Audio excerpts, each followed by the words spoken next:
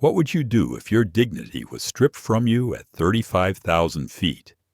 Imagine sitting in first class, not as a privilege, but as something you worked tirelessly to earn only to be told you didn't belong. This is the story of Dr. Liana Carter, a brilliant neurosurgeon who faced humiliation on United Atlantic Airways Flight 762 when a flight attendant poured juice into a plastic cup, insisting she was unworthy of the same glassware served to others. But what began as a quiet insult spiraled into a confrontation that shook an entire airline to its core. Her husband, Ethan Carter, the CEO of a company whose technology underpins global aviation, held in his hands the power to bring the system crashing down. Would you have stayed silent, or would you have spoken up, knowing the world might misunderstand you, or worse, erase you entirely tonight? You'll witness how one woman's calm defiance turned into a global reckoning for dignity and justice. If stories like this move you, make sure to like, share, and subscribe to our channel, because what you're about to hear will leave you questioning everything about power, respect, and the cost of silence. The cabin lights glowed with a soft amber warmth as passengers settled into their first-class seats. Overhead bins clicked shut. The hum of the engines grew steady, like a low heartbeat pulsing through the fuselage. For most, it was an ordinary evening flight from New York to Los Angeles. For Dr. Liana Carter, it was supposed to be a quiet chance to rest, read, and prepare her notes for a medical conference. She had been looking forward to this trip, a rare break from the long nights in the operating room. She smoothed the sleeve of her blazer, adjusting the seat controls to recline slightly. The leather smelled faintly of citrus polish. She reached for her bag, slid out a notebook, and scribbled a line of thought she didn't want to forget.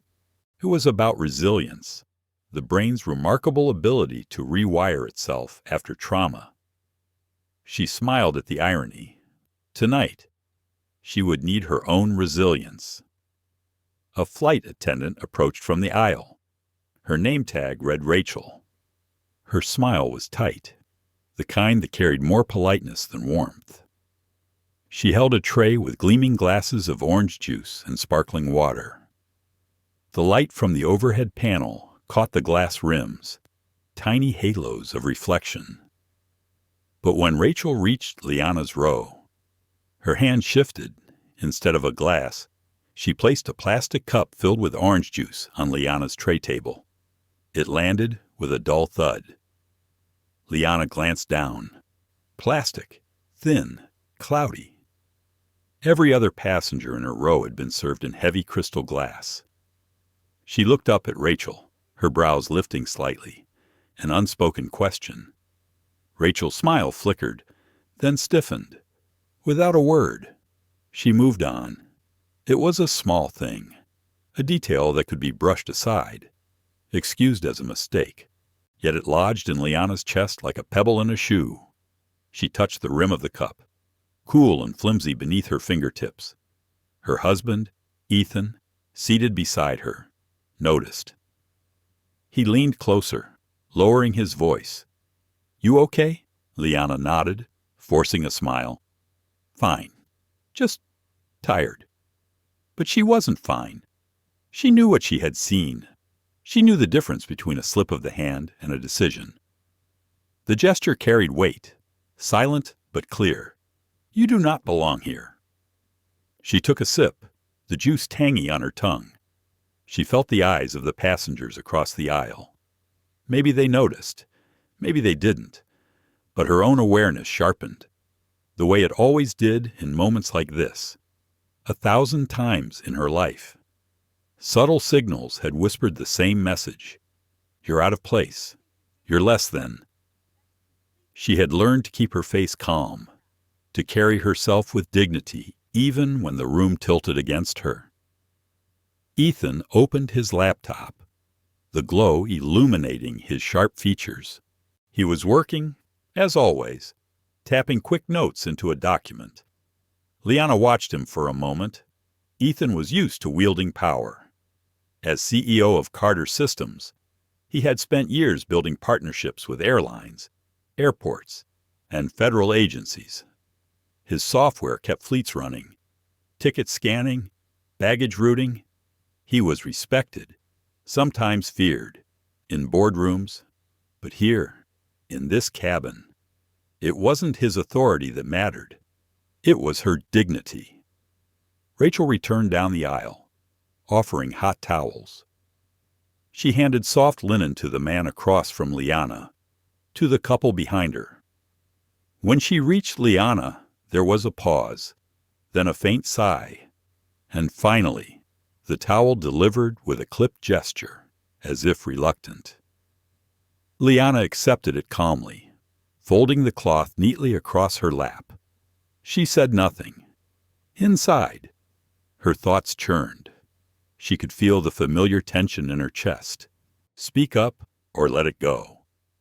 If she protested now, would she be seen as overreacting, making a scene? The script was predictable. People would roll their eyes. Some would insist she was imagining it. Others would whisper that she was too sensitive. The weight of proof would fall on her, as it always did. She closed her eyes for a moment, inhaled deeply. The scent of citrus from the towel mingled with the recycled air of the cabin. She pictured her patients, young children after surgery, their families clinging to hope. She thought of the strength it took to guide them through, to steady her voice when lives hung in the balance. She had faced worse storms. She could endure this one too. Yet enduring was not the same as accepting. When she opened her eyes, she caught the gaze of a young woman 2 rows ahead. The woman had dark hair pulled into a bun and a phone in her hand. Their eyes met briefly, and Liana realized the woman had noticed. The awareness was both comforting and unsettling. Comfort, because someone else had seen it. Unsettling, because witness could lead to exposure, and exposure could lead to escalation. Liana was tired. She didn't want a scene, but sometimes the scene chose you. Rachel passed again, collecting towels. Her footsteps were brisk, her expression neutral, but there was a flicker in her eyes, a glance at Liana that carried both annoyance and challenge. Liana met her gaze steadily, neither smiling nor frowning, just present, just human. The silence stretched a beat too long. Then Rachel moved on. Ethan closed his laptop. His hand brushed Liana's. A quiet tether. "Ignore it," he murmured. "We'll be in L.A. in 6 hours." Liana nodded, but her thoughts whispered otherwise. Ignore it. Yes. She had ignored it for years, for decades. But how many times can one ignore before the silence becomes complicity? She wasn't sure yet if tonight was the night she would break that silence, but she felt the ground shifting. Something was different. The captain's voice came over the intercom, warm and steady. "Ladies and gentlemen, welcome aboard United Atlantic Flight 762 nonstop service from New York to Los Angeles. Flight time this evening will be 5 hours and 40 minutes. His words faded into background noise. Liana stared at the plastic cup still sitting on her tray. Condensation gathered at the base, forming a small ring of water. She pressed a finger into the rim, lightly, testing its weakness. She could crush it easily if she wanted. She didn't. Instead, she lifted it again, took another sip, and let the taste remind her even small acts could carry weight. The engines roared louder. The cabin tilted back as the plane rolled from the gate. Passengers settled, buckling in, adjusting headphones. Liana leaned against her seat, eyes closed. Outside, the night sky waited. Inside, something had already begun. This was no longer just a flight. It was the start of something larger. She didn't know how it would unfold, but she knew one truth with clarity: she would not be invisible tonight. The plane leveled off, a gentle shudder rolling through the cabin as the engines settled into their cruising hum. Overhead lights dimmed, casting a soft twilight across first class. The aisle glowed faintly, narrow bands of light guiding the crew as they moved with practiced efficiency. For most passengers, it was the familiar start to a long flight. For Dr. Liana Carter, the atmosphere felt charged, as if each sound and movement carried hidden meaning. She leaned back in her seat and glanced at the passengers nearby. A businessman in a charcoal suit scrolled through his phone. A young couple whispered to each other, their fingers interlaced. No one seemed disturbed, yet Liana sensed the subtle weight of observation. Had they noticed the plastic cup, the clipped gestures, or was it only her who carried the sting of that moment? She adjusted her scarf, willing herself to shake it off. But the unease remained. Rachel Myers returned with the dinner menus. Her smile flashed wide for the couple, her voice soft and lilting. "Would you care for champagne to start?" The couple nodded eagerly, glasses already glinting on their tray tables. When Rachel reached Liana, her tone shifted. The brightness dulled, replaced by brisk efficiency. "Here's the menu." The paper was dropped rather than placed, landing crooked across the tray. "We only have limited options left." Liana's brows furrowed. Limited. The plane had only just taken off. She scanned the card. Roast chicken, salmon with dill, or vegetarian pasta. "I'll have the salmon, please." Rachel hesitated, as if considering. "That may already be reserved." "I'll check." Without waiting for a reply, she moved on, her shoes clicking against the aisle floor. Ethan glanced at his wife. "Strange. We're the first row." He tried to smile, to smooth the tension. Maybe she's just flustered. Liana wanted to believe that. She wanted to dismiss it as disorganization, nothing more. But the pattern had begun to form. Plastic cup, delayed towel, menu tossed. Now the hint that her choice might not be available. Each moment on its own, small enough to excuse. Together, they painted a picture she had seen many times before. A picture that told her she did not belong in the space she had paid for. She folded her hands, steadying them on her lap. Inside, a memory surfaced. Years ago, during residency, she had walked into a staff lounge. Her badge clearly marked her as a doctor, yet a senior physician had mistaken her for custodial staff and asked her to fetch coffee. The sting of that day had never fully left her.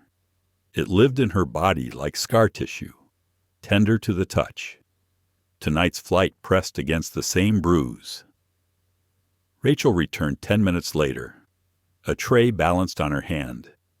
To the man across the aisle, a salmon entree with a gleaming silver dome. To the woman behind, roast chicken, garnished with rosemary. Finally, she stopped at Liana's seat. "Only pasta left," she said flatly, setting the dish down without ceremony. Liana looked at the plate. Steam curled upward from noodles coated in tomato sauce, the kind often served as the last option. She felt the heat rise in her cheeks. She had asked first. She had chosen clearly, yet her voice had been dismissed. She met Rachel's eyes. "I requested salmon. Why was it unavailable?" Rachel's expression hardened. Other passengers had reserved earlier. "This is all that remains." Her words carried a faint edge, as if daring Liana to protest. Ethan shifted in his seat, his jaw tightening. "We were the first order in this cabin. I heard it." His voice was calm, but there was steel beneath it. Rachel's gaze flicked to him, then back to Liana. If you're dissatisfied, you can file a complaint after landing. With that, she turned sharply and walked away. A silence lingered around their row. The businessman across the aisle shifted uncomfortably. The couple glanced up from their glasses, their whispers quieting. The young woman with the phone, Liana, noticed her again, had raised the device slightly higher. The red light blinked. Recording. Liana's fork hovered over the pasta. Appetite faded. She pushed the dish aside and reached for her water. Even here, even in a seat that cost more than some people's monthly rent, she was reduced to justifying her presence. The irony struck her. Hours earlier, she had been in an operating room guiding a surgical team through a delicate procedure. Nurses and residents had looked to her for direction, their confidence tied to her steady hands. She was trusted with lives. Yet here, she could not even secure a meal she had requested. Her chest tightened. Should she let it go? Keep silent? Eat the pasta? Move on? The urge to avoid conflict pressed heavily on her. But another voice whispered. Silence was complicity. Each time she let these small slights pass, she reinforced their invisibility. She owed it to herself, and perhaps to others watching, to resist. Still, fear lingered. She knew the risks. Women who spoke up were branded difficult. Black women doubly so. She could feel the trap forming. If she raised her voice, she would be the problem, not the policy. Ethan touched her arm. Don't let it ruin your night. His voice was gentle, protective, but she could see the flicker of anger in his eyes. He was not blind. He had witnessed it too. Rachel returned once more, this time with coffee service. Silver carafes gleamed under the cabin lights. She poured steaming liquid into porcelain cups for the couple, the businessman, the row behind. When she reached Liana, the carafe paused. Then with a faint clatter, Rachel set down another plastic cup. Black coffee filled it to the brim, sloshing dangerously near the edge. A drop spilled onto the tray table, spreading dark across the white napkin. Ethan inhaled sharply. Enough, he said quietly. His voice carried a note of finality. This is intentional. Liana pressed her palm flat against the armrest, grounding herself. She drew in a breath, long and steady, willing her pulse to slow. Her instinct was to respond, to confront, to demand. Yet she forced herself to remain composed. The moment had grown beyond personal irritation. It had become a test of dignity, patience, and resolve. The young woman with the phone adjusted her angle. Liana saw the screen now, the red live icon pulsing. Comments scrolled quickly across it. She could not read them all, but phrases jumped out. Unbelievable. Why is she treated this way? Record everything. The situation had moved from private insult to public witness. Liana lifted the plastic cup, careful not to spill. She sipped slowly, then set it down. Her voice, when she finally spoke, was calm and measured. I would like to speak with the supervisor. Rachel's lips thinned. She nodded stiffly and walked away. Ethan exhaled. Here we go, he murmured. Liana closed her eyes for a moment, centering herself. She thought of her mother, who had taught her to carry herself with grace no matter the circumstance. She thought of her patients, who looked to her for strength. She thought of the countless times she had let moments like this slide, telling herself it was not worth the battle. But tonight felt different. Tonight she was not alone. Eyes were watching, phones were recording, and deep inside, she felt a shift. The quiet pebble in her shoe had become a stone she could no longer ignore. She opened her eyes as a new figure approached from the galley. Janet Holloway, the cabin supervisor. wore a blazer with crisp lines and a practiced smile. Her voice was smooth, professional, carrying the cadence of authority. "I understand there's a concern here. How can I help?" Liana looked at her calmly. The hum of the engine seemed to fade as she prepared her words. She would not shout. She would not beg. She would simply speak the truth. And in that truth, the story was only beginning. Janet Holloway's presence was different from Rachel's. She carried herself with the weight of authority, the kind that comes from years of enforcing rules and calming restless passengers. Her smile was practiced, her tone measured, but her eyes revealed a flicker of unease. She stopped at Liana's row, smoothing the lapel of her blazer before speaking. "I understand there's been a concern," she began. "Let's see if we can clear this up quickly."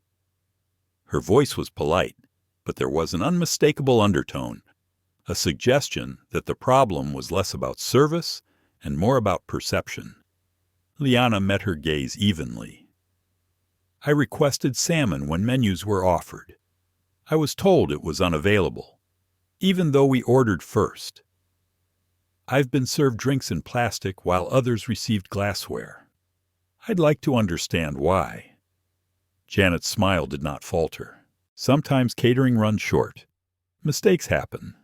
I'm sure there was no ill intent." She tilted her head slightly, as if inviting Liana to let it go. Her words sounded reasonable, but they dismissed the reality of the pattern. Small things, perhaps, but repeated, layered, undeniable. Ethan leaned forward, his tone calm but firm.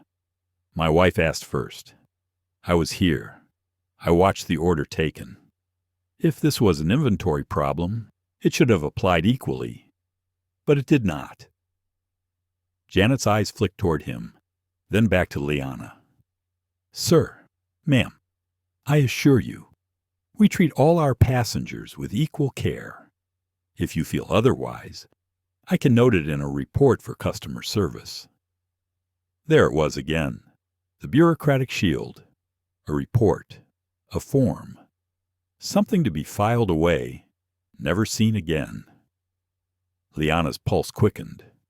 She had heard these words in hospitals, in schools, in offices, words that smoothed over edges without fixing the wound, words that preserved the appearance of fairness while allowing the injustice to stand. She inhaled deeply, steadying herself. "With respect, this is not about a misplaced entree. It is about how I've been treated compared to others in this cabin." "That matters." Janet's smile thinned, the mask slipping. "Ma'am, if you're suggesting discrimination, that's a very serious accusation." Her voice grew sharper, the professional cadence replaced with defensiveness. "Our staff are trained. They do not target passengers." Ethan's eyes narrowed. "We're not suggesting. We're describing what has already occurred." His words carried weight, the tone of a man accustomed to making decisions that ripple through entire industries. For a moment, silence hung between them. The hum of the engine seemed louder, filling the pause. Passengers nearby pretended to focus on screens or magazines, but their ears were tuned to every word. The young woman with the phone, Elena, angled her camera slightly higher, capturing the exchange. Her live stream comments scrolled rapidly now. Phrases like, "This is blatant," and "stand your ground" flashed across the screen. Janet's jaw tightened. "Sir, ma'am, I'll remind you that the captain has ultimate authority over this cabin. If you continue to escalate, I may be required to involve him." The threat landed with a quiet thud. Liana felt the tension coil tighter inside her. She knew the risk. Involving the captain could lead to removal, humiliation, disruption of the entire flight. She imagined headlines flashing "passenger escorted off," "unruly behavior," "flight delayed." The narrative would twist quickly. casting her as the cause rather than the victim. That was the danger of speaking up. Truth so often bent under the weight of authority. She closed her eyes briefly, recalling her mother's voice. "Hold steady. Liana, grace is not silence. Grace is strength." She opened her eyes again, the words anchoring her. "I am not escalating," she said evenly. "I am simply asking for equal treatment. If that requires the captain, then so be it." Her calmness unsettled Janet. The supervisor had expected defensiveness, maybe raised voices, maybe frustration she could label as unreasonable. But Liana's composure made the imbalance starker, undeniable. Janet shifted, her hand tightening on the edge of the seat in front of her. The businessman across the aisle cleared his throat. "Excuse me," he said hesitantly. "I saw what happened. She's right. She ordered first." His voice was awkward, but it carried truth. Small, undeniable truth. The young couple behind spoke softly to each other, their words barely audible, but their eyes revealed agreement. They had seen, too. The silence of the cabin was no longer silence of ignorance. It was silence heavy with awareness. Janet forced another smile, brittle at the edges. "Thank you for your feedback," she said to the businessman, though her tone carried no gratitude. Then she turned back to Liana. "We'll look into this. For now, I'll ask that you enjoy your meal and allow the crew to continue service without further disruption." The word disruption stung. To name her insistence on dignity as disruption, Liana felt anger flash, hot and sharp, but she held it in check. She glanced at Ethan, who shook his head slightly, urging patience. But patience had limits. Each second, the weight of silence pressed heavier. Ethan spoke before she could. His voice was low, deliberate. "My wife deserves the same respect as any passenger in this cabin. Nothing less." Janet straightened, her authority reasserting itself. "Sir, I'll remind you again. If you're dissatisfied, you may pursue this after landing. If you continue pressing now, we may need to take action for the safety and comfort of all passengers." There it was, the shift from policy to power. Safety and comfort used as justification for silencing. Liana felt her breath catch. She was a physician, trained to read vital signs, to know when tension in a body signaled collapse. The cabin itself felt like a patient now, its pulse racing, its breath shallow. Something was breaking. Inside her mind, a battle raged. Stay quiet. Protect the peace. Get through the flight. But another voice surged stronger. Enough. Enough of quiet endurance. Enough of swallowing indignity. Tonight she had witnesses. Tonight there were eyes that could no longer unsee. She placed her hands on the tray table, palms flat, grounding herself. Her voice, when it came, was soft but unwavering. "You may call the captain if you wish. I will not be silent." The cabin seemed to exhale. The words carried weight beyond volume. Passengers shifted, a ripple of movement. Elena's live stream caught the moment, the comments exploding across her screen. Yes, courage. History right here. Janet's composure cracked for the briefest instant. She turned sharply and walked back toward the galley, her steps brisk. Rachel glanced from the curtain, eyes narrowing, lips pressed tight. The two disappeared behind the partition, their voices faint but urgent as they spoke in hushed tones. Ethan leaned toward his wife. "Are you ready for where this goes?" Liana's eyes met his. "I've been ready for years. I just didn't know tonight would be the night." Her chest rose and fell with steady breaths. The engines droned on, steady, constant. Yet everything inside the cabin had shifted. No longer just a flight, no longer just a seat. It had become a question of belonging, carried on the wings of witnesses and woven into the fabric of truth. Somewhere in the galley, a decision was being made. Would the airline defend its crew or its passengers? Would dignity be dismissed as disruption or recognized as a right? Liana did not know the answer yet, but she knew this whatever came next. She would meet it with calm, with strength, with truth. And for the first time, she felt the cabin itself waiting with her. Janet had retreated behind the galley curtain, leaving behind a cabin thick with unease. The hum of the engines was steady, but the silence in first class carried a different tone now. It was no longer the quiet of relaxation. It was the silence of people holding their breath, unsure of what would happen next. Dr. Liana Carter sat upright, her hands folded carefully in her lap. She had been here before in other forms, in other spaces. A conference where her expertise had been second-guessed. A boardroom where her words had been ignored until repeated by someone else. But tonight was different. She was not invisible. Eyes were on her, some sympathetic, some curious, some wary. Elena Torres, the young woman 2 rows ahead, tilted her phone slightly.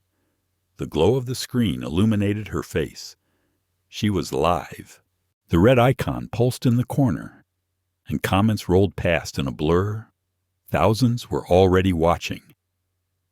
Elena's heart beat faster, her fingers gripping the phone tightly. She whispered to the camera, her voice low so the crew would not hear. "You're seeing this right now. This woman is being treated differently.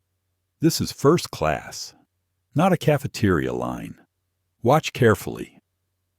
The businessman across the aisle stole a glance at Liana. He shifted in his seat, his discomfort visible. At last he leaned forward, his voice carrying just enough to be heard. "For what it's worth, I saw it." She ordered first. His eyes darted nervously toward the curtain, then back down at his tablet, as if ashamed of speaking but unable to remain silent. Behind Liana, the couple whispered again. This time the woman spoke louder, a note of outrage in her voice. Why would they treat her differently? "That's not right." Her partner nodded, but his eyes stayed fixed on the aisle, hesitant to join the growing tension. Ethan Carter rested his hand lightly on his wife's arm. He had been in countless negotiations, boardrooms filled with tension, mergers worth billions hinging on his words. Yet tonight, on this flight, he felt a different kind of pressure. He was not negotiating numbers. He was defending his wife's dignity, and the stakes felt heavier than any contract. From 3 rows back, a calm male voice spoke up. Dr.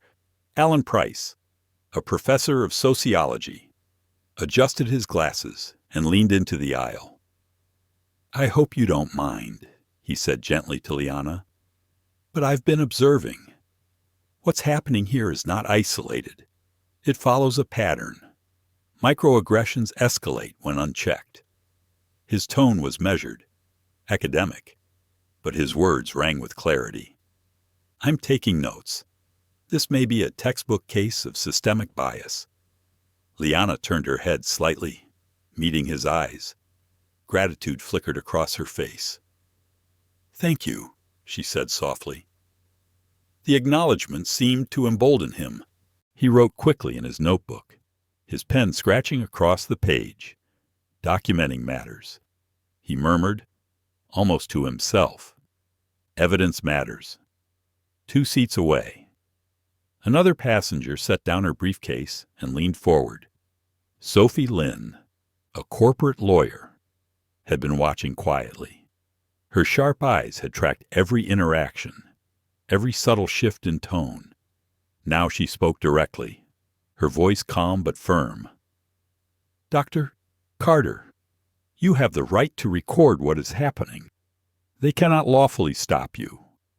Airline regulations don't override federal protections. If they attempt to confiscate devices or intimidate you into silence, that is a violation.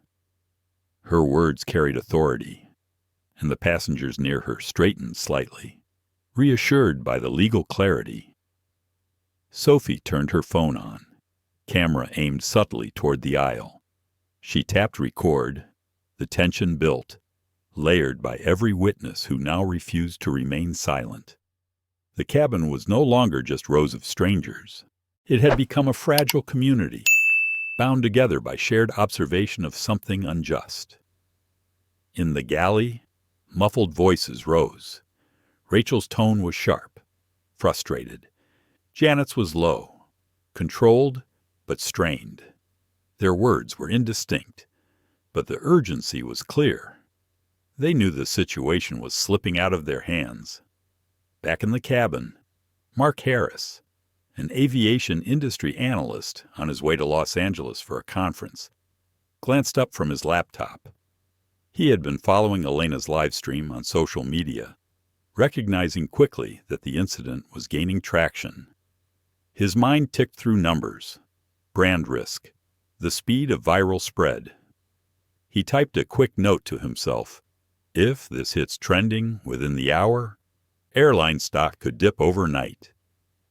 He looked at Liana, then at Ethan. He recognized Ethan Carter's face.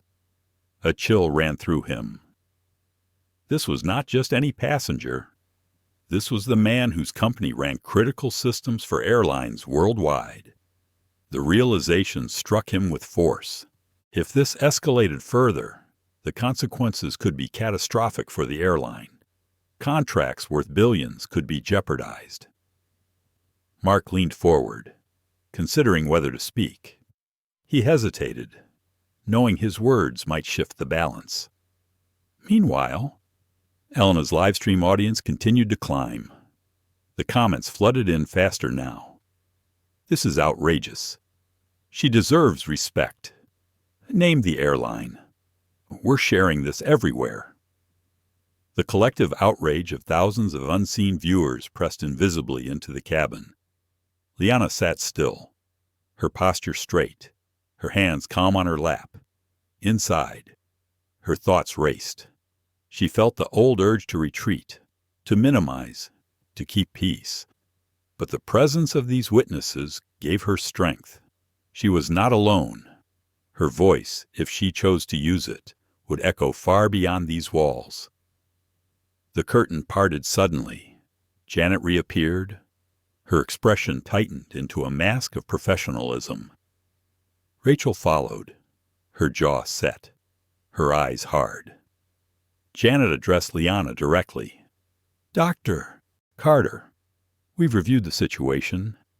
The crew maintains that there was no intent to treat you unfairly. Sometimes service does not meet expectations. If you feel strongly, you may submit a complaint after landing. Her words were careful, chosen, polished, but they rang hollow in the silence that followed. Elena's phone captured every syllable. Sophie's recorder caught every inflection. Alan's notes described every gesture. The evidence was multiplying. Liana looked at Janet calmly. I have no doubt mistakes happen, but when mistakes all lean in the same direction, it stops being coincidence. It becomes bias. Her voice was steady, her tone firm, and bias has no place in this cabin. The words landed like a stone in still water, rippling outward. Passengers shifted. Some nodded quietly. Others stared, caught between discomfort and recognition. Janet's smile stiffened. Ma'am, I'll remind you again. We must maintain order. If you persist, we may involve the captain. It was a thinly veiled threat, and everyone in the cabin knew it. Ethan leaned forward, his voice low but clear. Do what you feel you must. But understand this. My wife is not alone. Everyone here has seen it, and the world outside this cabin is already watching. The silence that followed was heavy, unbroken, until the sound of Elena's phone chimed softly, indicating a surge of viewers. She glanced at the number and whispered under her breath, "Tens of thousands. It's blowing up." Janet blinked, a shadow of realization flickering across her face. She glanced at Rachel, then back at Liana. For the first time, doubt cracked her armor. Liana breathed deeply, steady and calm. She felt fear, yes, but also a strange clarity. This was bigger than her now. It was bigger than Ethan, bigger than one rude attendant or one dismissive supervisor. It was a test of truth, carried live into thousands of hands. She folded her hands again, her voice soft but resolute. "I will not be invisible. Not tonight." And the cabin waited. Witnesses ready. Evidence captured. The story unfolding in real time. Too large now to be hidden behind forms or brushed aside with polite phrases. The hum of the engines filled the silence like a steady drumbeat. Outside the window, a stretch of midnight sky pressed against the glass, endless and indifferent. Inside the cabin, tension simmered, thick and heavy, as if the air itself had weight. Dr. Liana Carter sat motionless in her seat, her fingers interlaced tightly in her lap. The quiet strength she projected belied the storm swirling in her chest. Every instinct told her to stay composed, to endure, to move past the insults and let the flight proceed without further conflict. Yet another voice rose inside her, sharper, louder, demanding she resist. She thought of her patients, the children she had operated on, the families who placed their fragile hopes in her hands. She had stood in operating rooms where seconds decided life or death, where courage was not optional but necessary. Compared to those moments, a dispute over dinner service and drinkware seemed trivial. And yet it was not trivial at all. It was a question of dignity, of visibility, of whether she would allow herself to be diminished in plain sight. She felt Ethan's presence beside her, a steady anchor. He had said little in the past few minutes, but his hand rested lightly on her arm, a silent promise. His eyes, sharp and calculating, flicked between Janet, Rachel, and the passengers watching. He knew strategy. He understood leverage, but this was not a boardroom. This was his wife's humanity being questioned.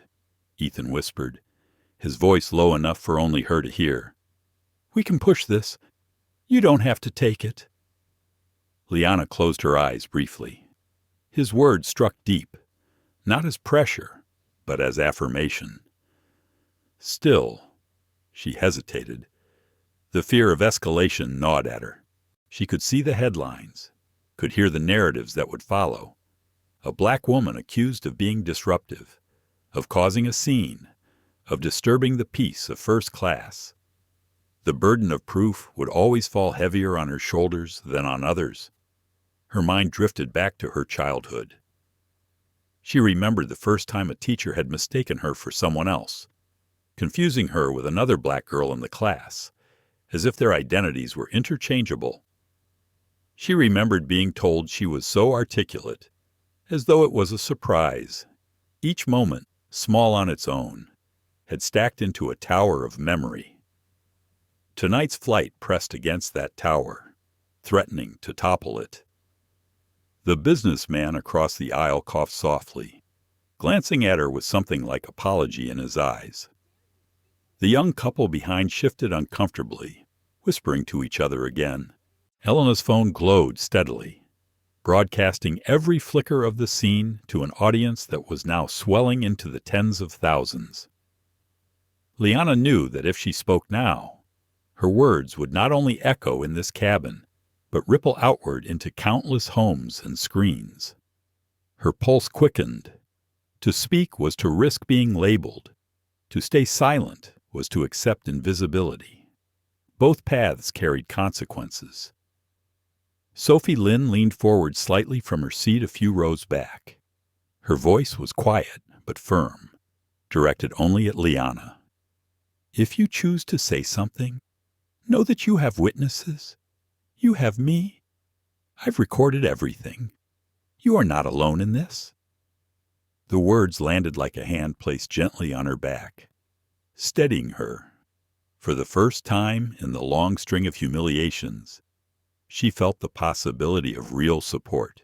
Not pity, not dismissal, but solidarity. Dr.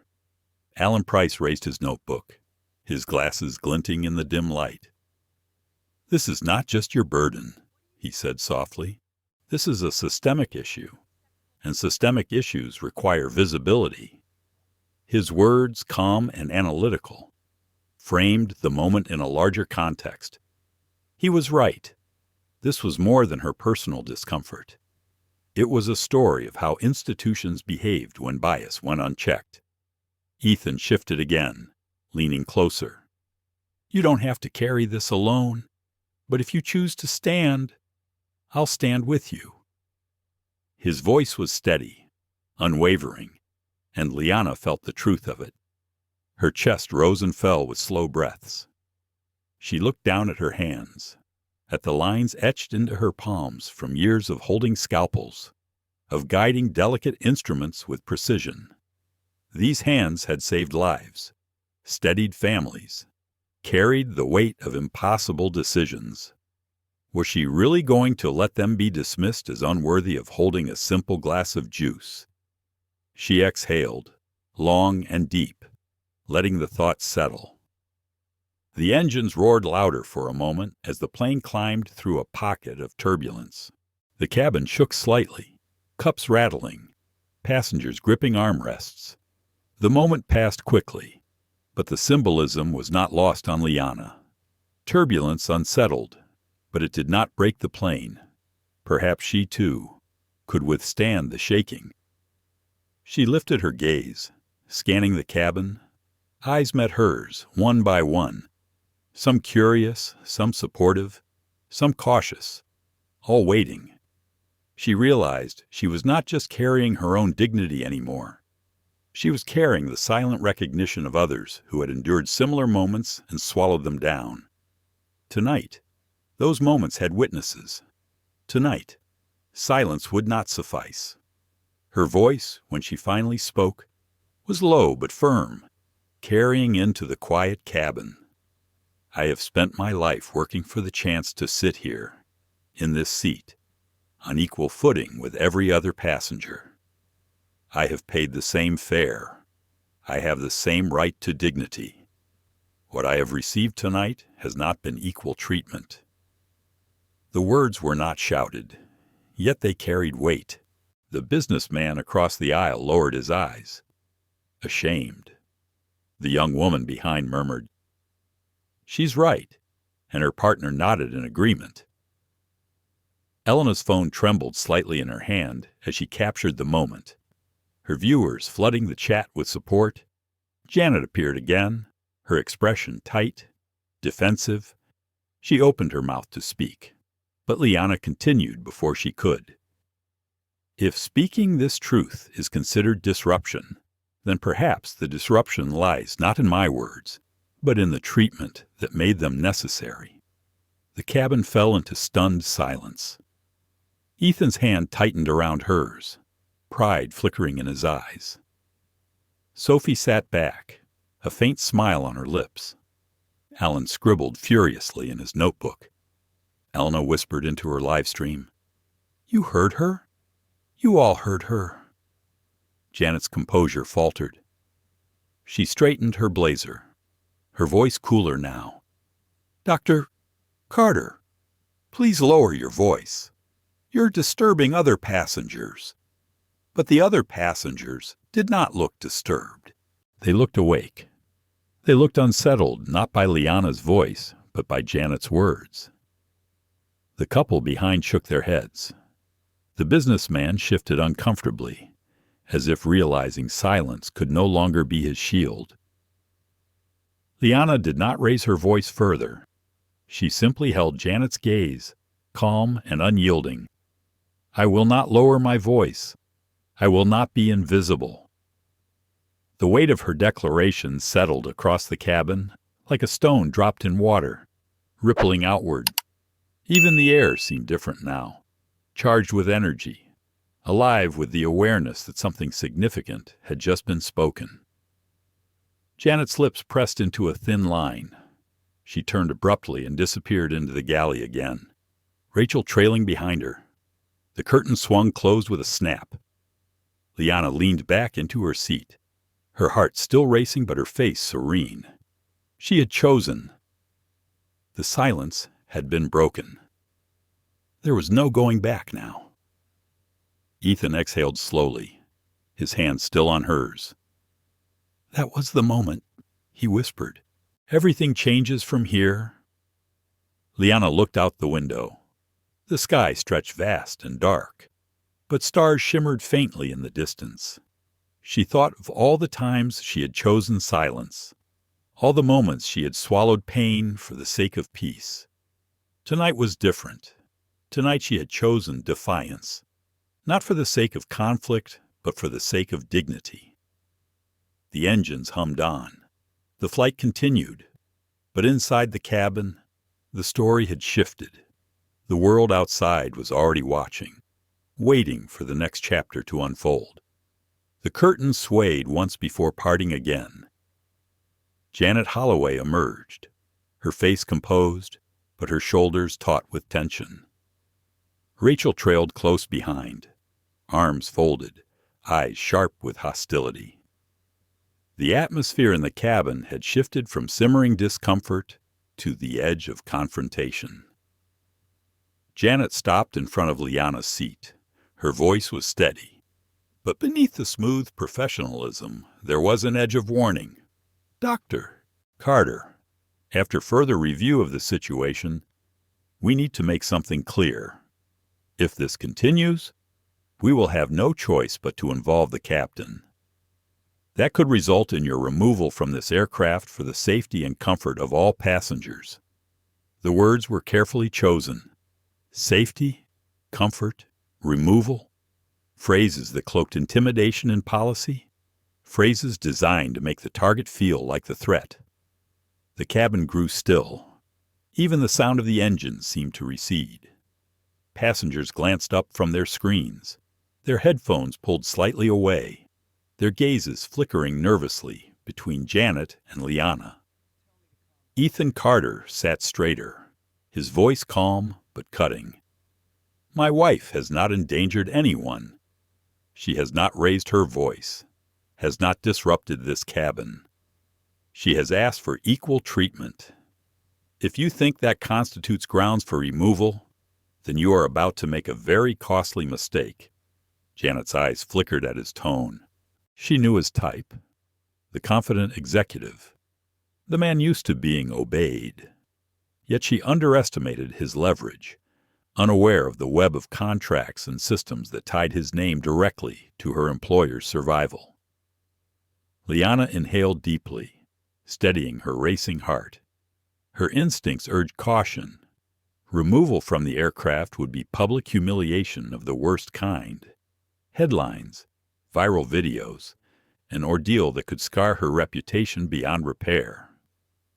Yet another voice inside reminded her that silence was its own kind of removal, a quiet erasure of dignity. Her mother's words echoed in her mind. "When they try to make you small, stand taller." She folded her hands neatly on her lap, her face calm. "If you believe asking for respect is a disruption, then yes, call the captain. I will not apologize for existing in this seat." The businessman across the aisle fidgeted. He leaned forward, voice low but audible. "She's right. She hasn't done anything wrong. I saw everything." His courage wavered, but his truth was steady. The young woman behind Liana murmured to her partner, louder this time, "If they remove her, I'm leaving too." Her words carried enough strength to be heard by others.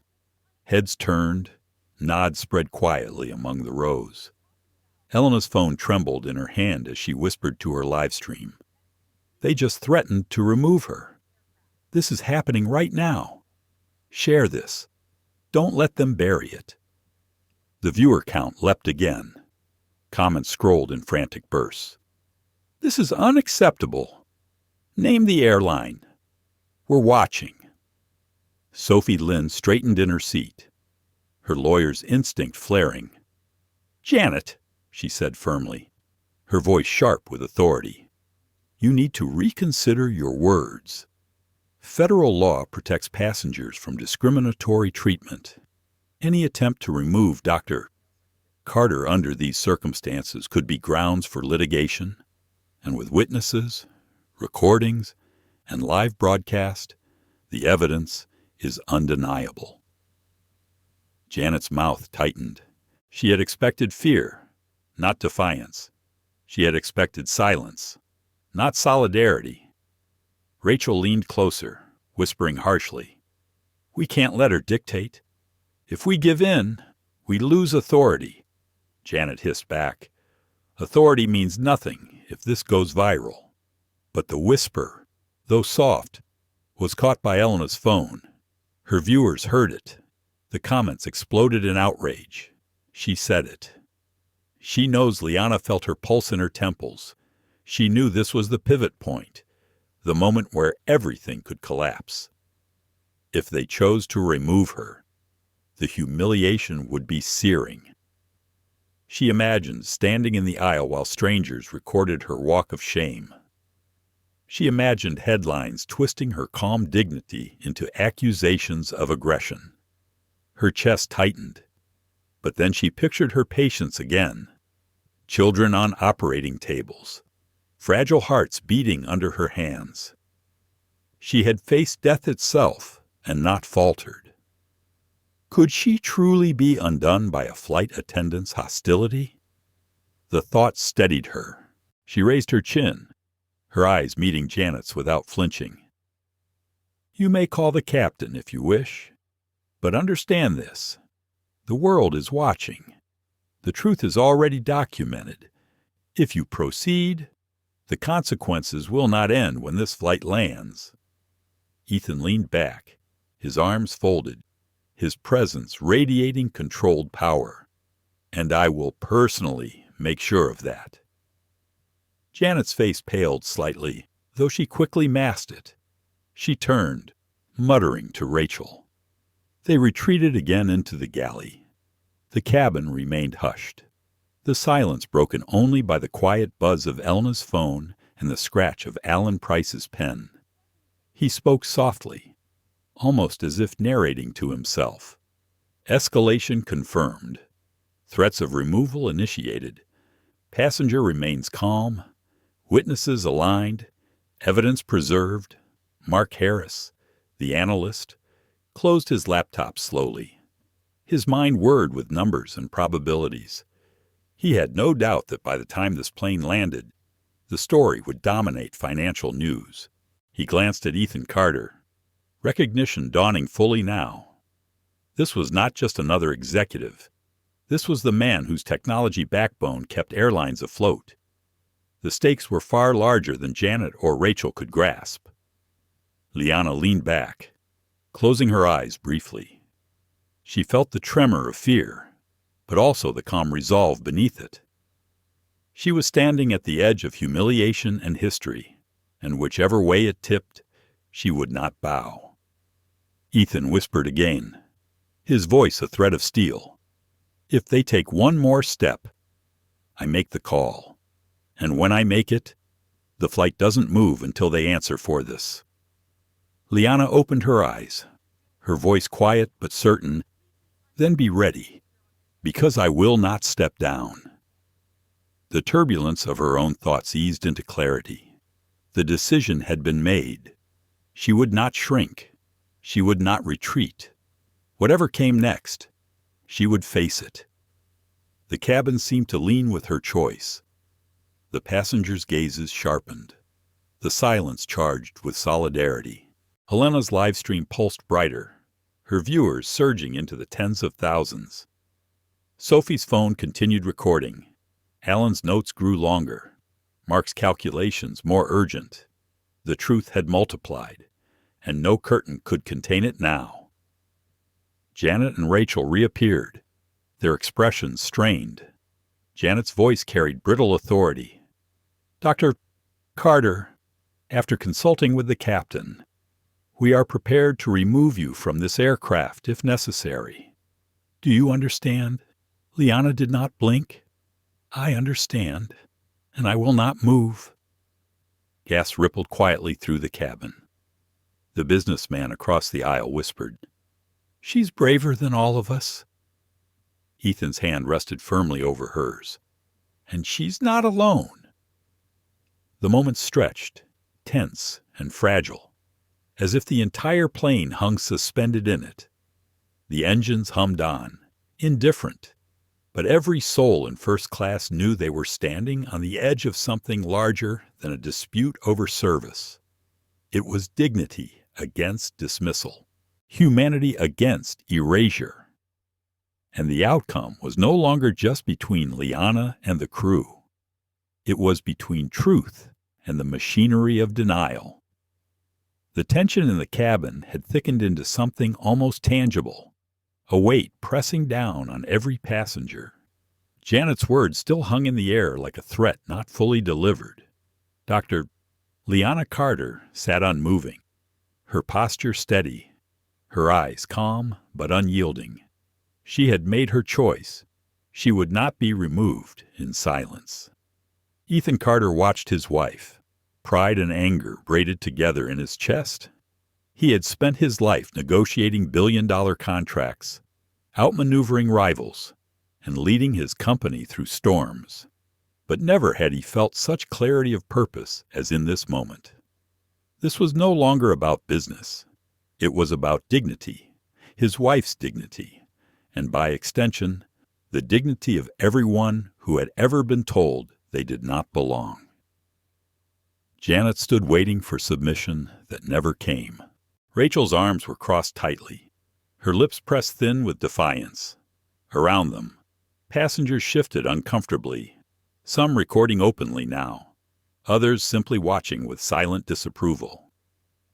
Elena's livestream audience climbed past 50,000, the comments flying so quickly they blurred. Ethan reached into his jacket pocket and withdrew his phone. The motion was deliberate, unhurried, almost ceremonial. He held the device in his hand for a moment, his thumb hovering over the screen. Then he tapped a name and lifted it to his ear. The ringing tone was loud in the silence. Janet frowned. "Sir, phones must be in airplane mode. We're preparing for departure." Ethan's eyes never left hers. "This call is necessary, and I promise you, you will want to hear it."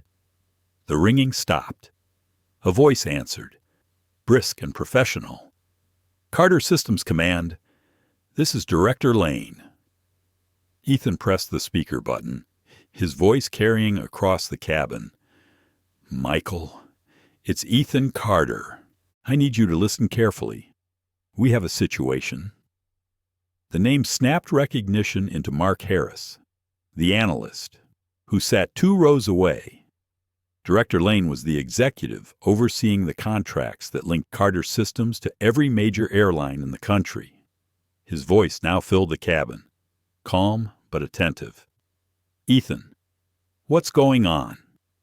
Ethan's tone was measured, clipped with controlled anger. "My wife, Dr. Liana Carter, has been singled out and humiliated in first class on United Atlantic Airways Flight 762. She has been denied equal service, threatened with removal, and treated as though her presence here is illegitimate. We are surrounded by witnesses, and thousands more are watching live." Gas rippled through the cabin. Elena's phone trembled as her viewers exploded in real time.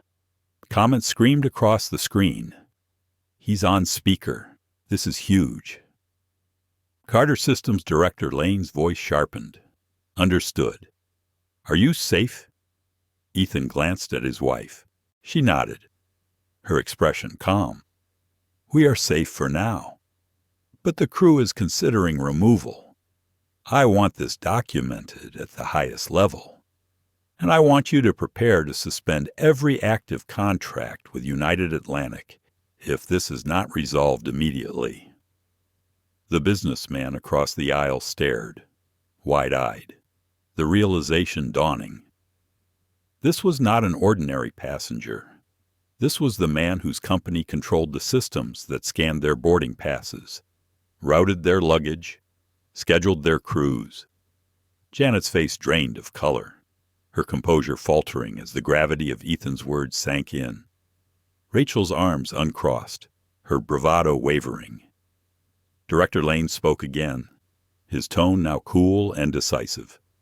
"I'll initiate protocol review at once. If Carter Systems withdraws support, United Atlantic loses operational backbone within 24 hours. Ethan, are you instructing me to begin suspension?" Ethan let the silence stretch. His gaze locked on Janet. "Not yet," he said finally. "This crew has one chance to correct their behavior. If they choose humiliation over dignity, then yes, suspend everything."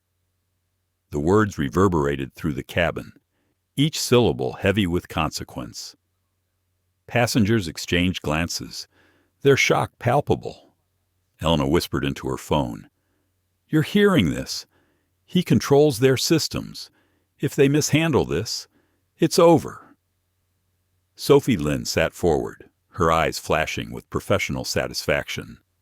"That's leverage," she murmured. "Real leverage." Alan Price scribbled furiously in his notebook.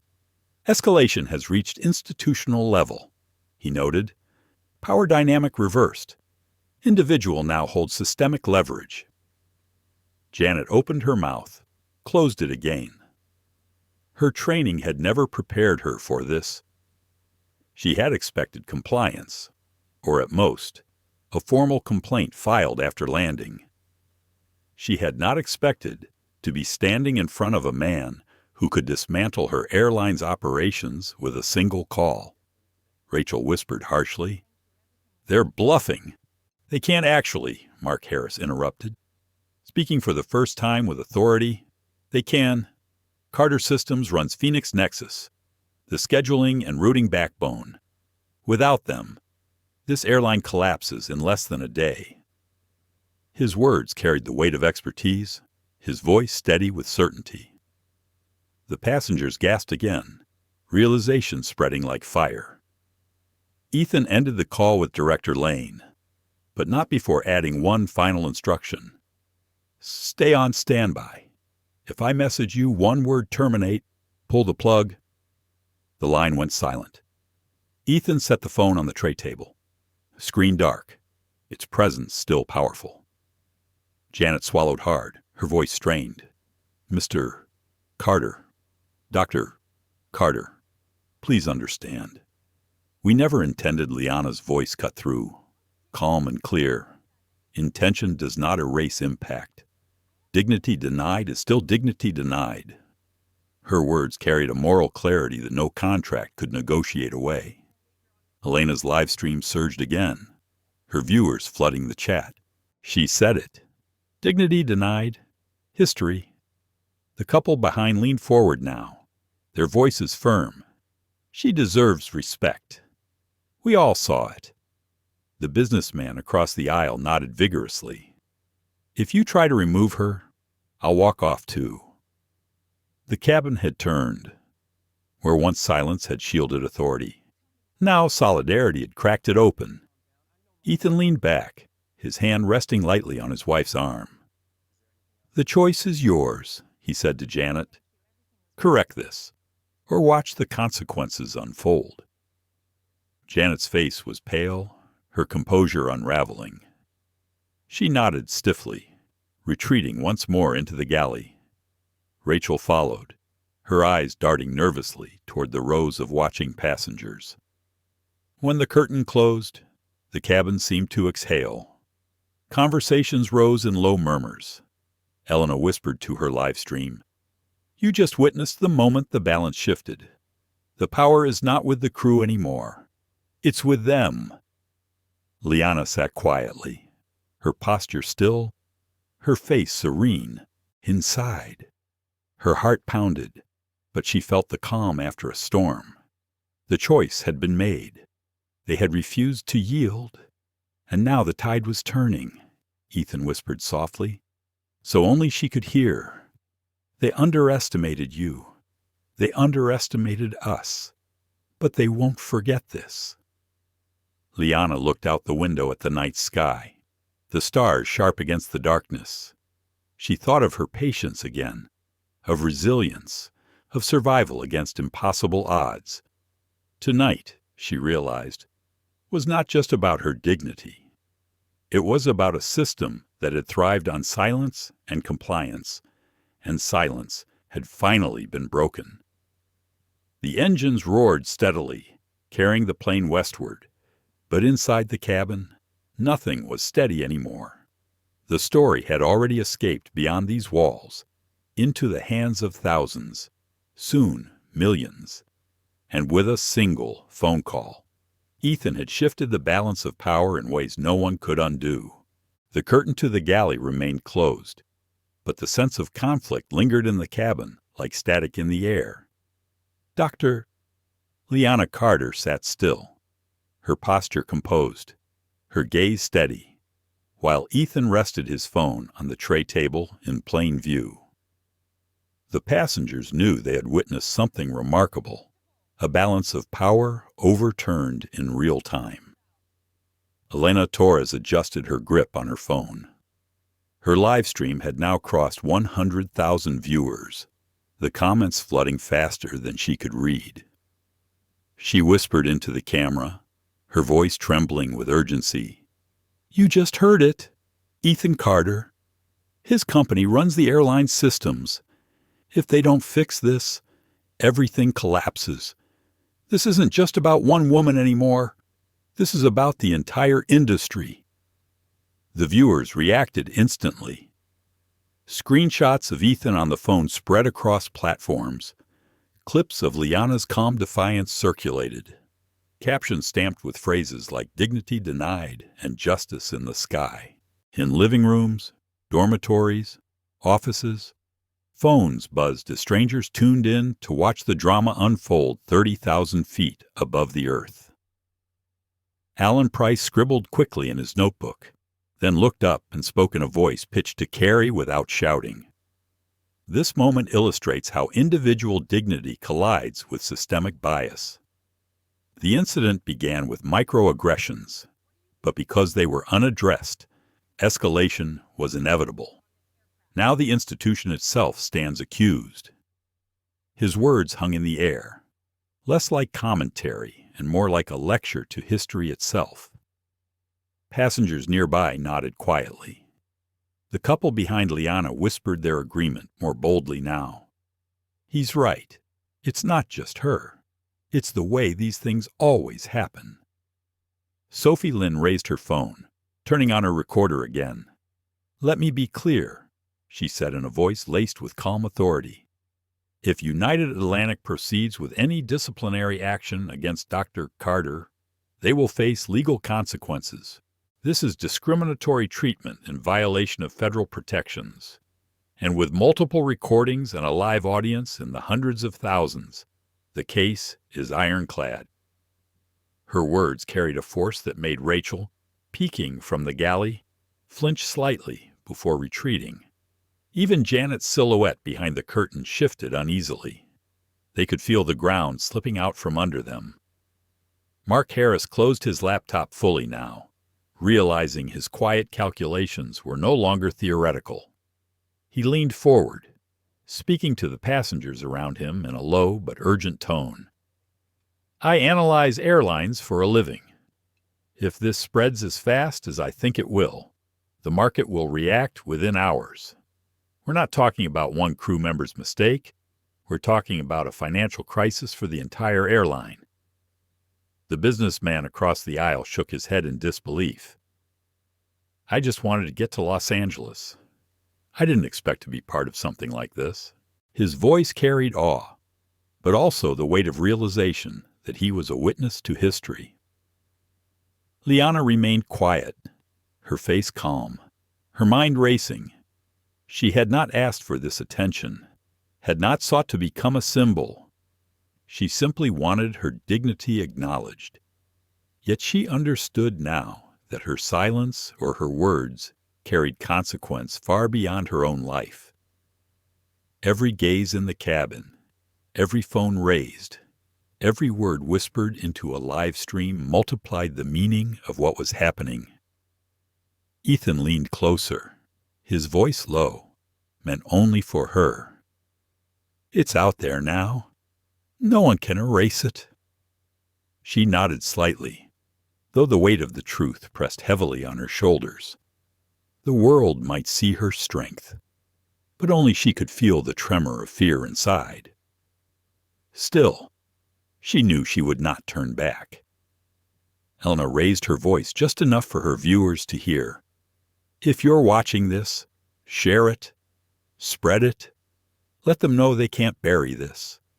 A woman stood up tonight, and the world needs to see."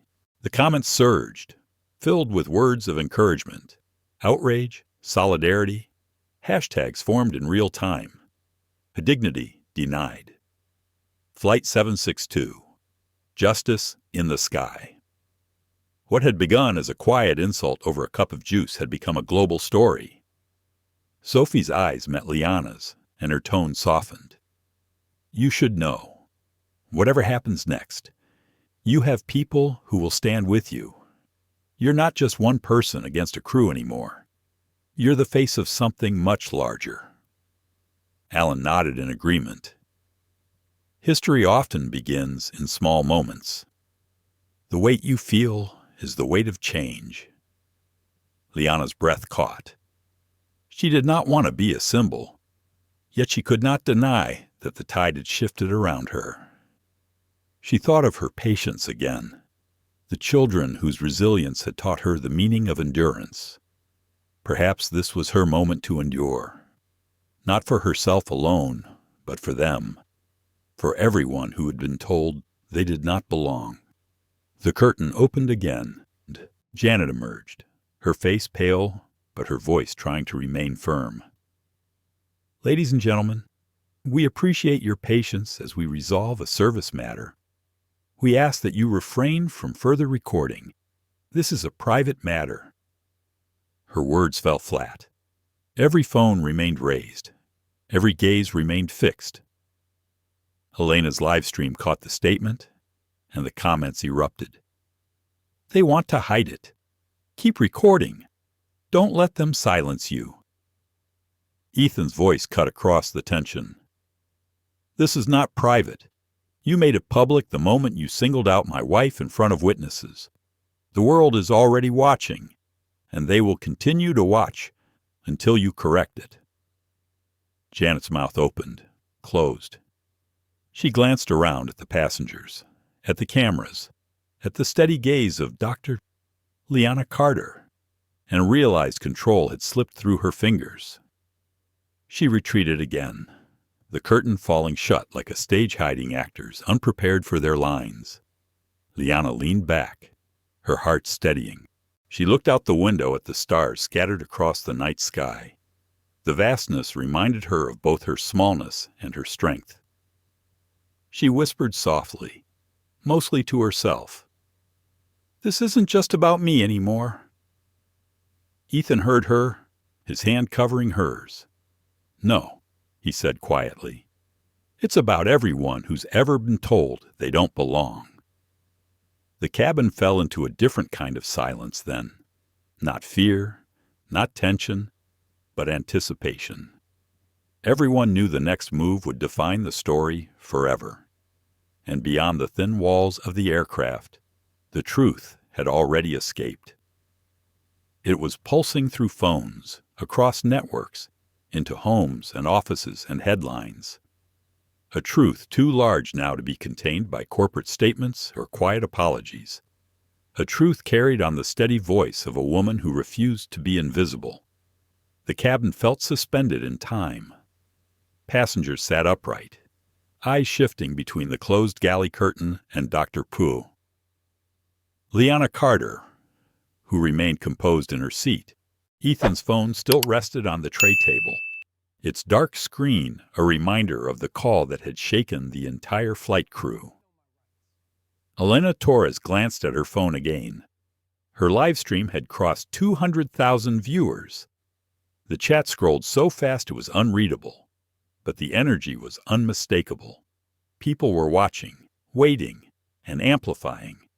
She whispered into the camera, "This is it. Something's happening."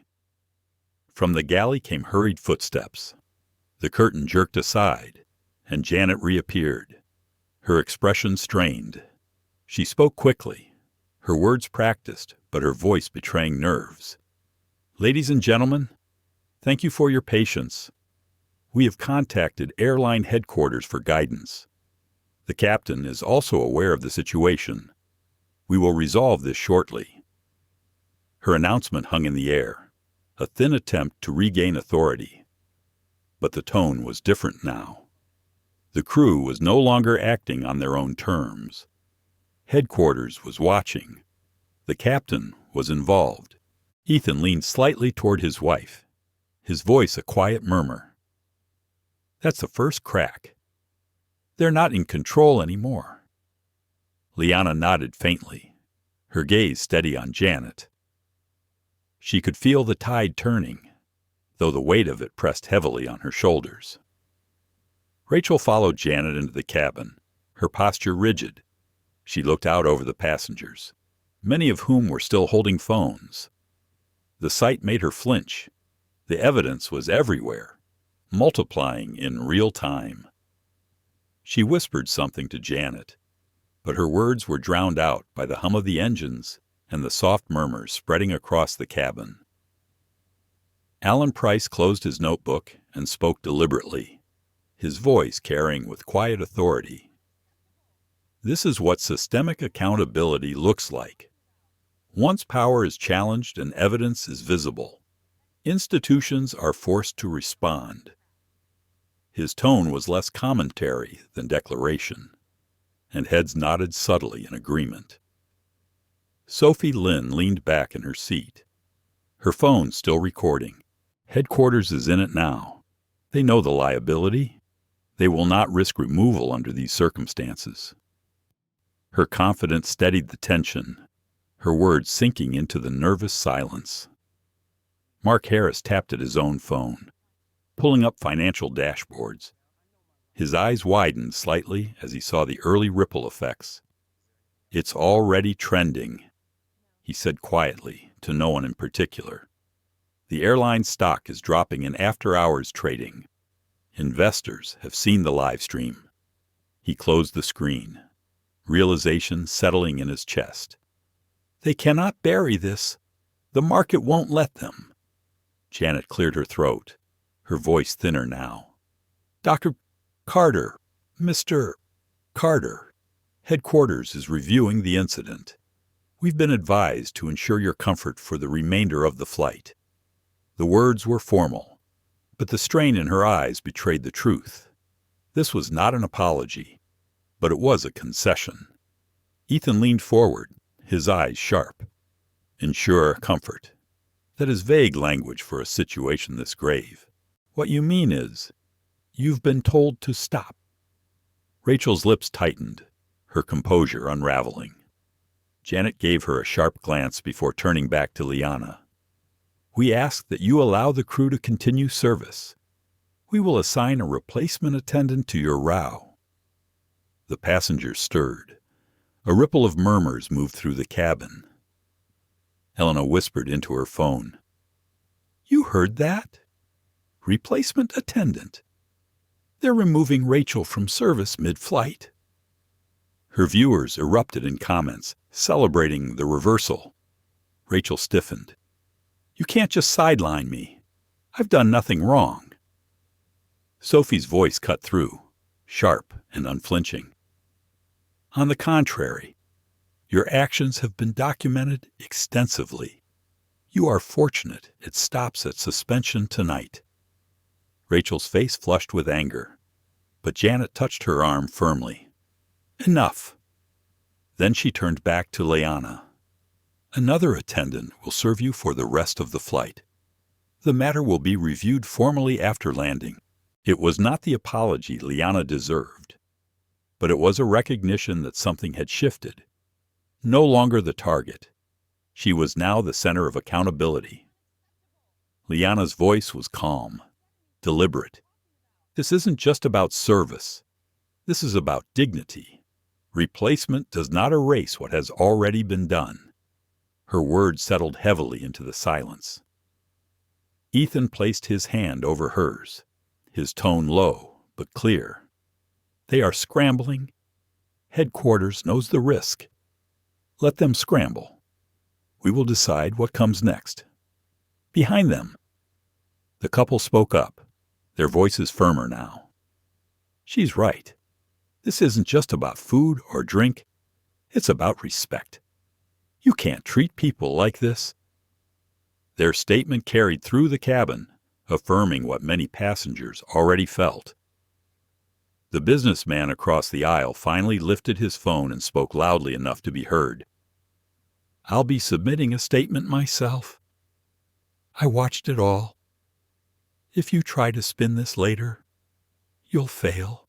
Janet's face pinched, but she said nothing. She simply nodded stiffly and retreated once more, dragging Rachel behind her.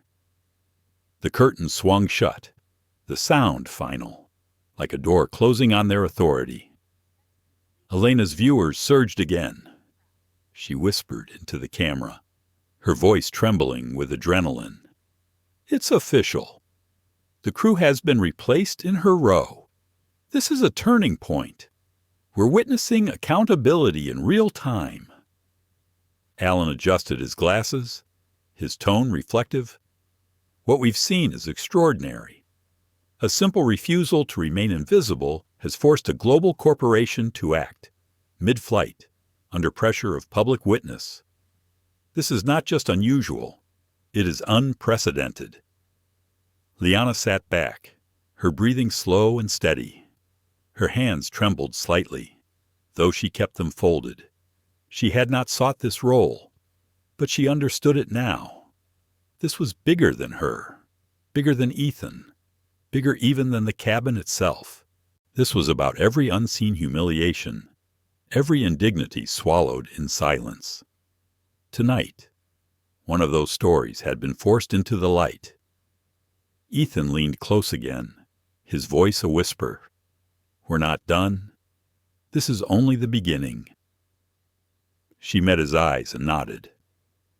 She felt the truth of his words. The reversal of power had begun, but the reckoning was still ahead. The engines hummed on, carrying them through the dark sky. Inside, the atmosphere had shifted irreversibly.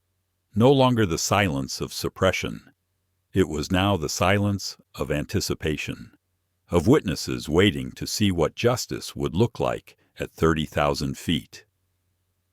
The hum of the engines was steady, but the mood inside first class had shifted into something tense and electric. Phones were still raised, recording every movement, every word. Passengers sat upright, as if they knew history was balancing on the edge of the next decision. Doctor. Liana Carter sat in her seat with quiet poise, her eyes fixed on the closed curtain. She could feel the tremor of adrenaline in her chest, but her face revealed none of it. Her dignity had already been defended, yet she knew the real test was only beginning. What the airline decided now would echo far beyond this cabin. Ethan Carter leaned back slightly, his phone still on the tray table, its screen dark, but its presence undeniable.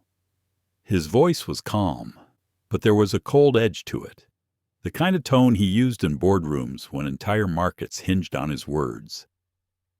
They are waiting for instructions from headquarters, he said quietly to his wife. But they don't understand yet. This is no longer just about you. This is about their survival. The curtain rustled again. Janet reappeared, her posture stiff, her smile forced. She tried to project composure, but the tremor in her hands betrayed her. Rachel was absent now, replaced by another attendant whose nervousness was plain in her eyes. Janet spoke to the cabin, her voice carefully measured. "Ladies and gentlemen, United Atlantic Airways sincerely apologizes for the disruption to your travel experience. We are committed to the comfort and safety of all passengers. Service will continue as normal." It was a speech pulled straight from a manual, the kind that might soothe a delayed flight or a spilled drink. But here, with cameras pointed at her and the world already watching, the words rang hollow. Elena whispered into her phone, "That's it, a generic apology." After all of this, her viewers flooded the chat with outrage. Not enough. Corporate spin. Hold them accountable. Ethan leaned forward, his voice slicing through the manufactured calm. "Janet, stop. Empty words will not fix what has already been broken. Tell your headquarters to put the captain on this call. Right now." Janet faltered. "Sir, the captain is preparing for takeoff." Ethan's tone sharpened, his words carrying the weight of command. "Either the captain joins this conversation, or I send one word to my director. Terminate. And you know what that means for this airline." The passengers stirred. Even those who had remained quiet until now were leaning in, their expressions a mix of shock and anticipation.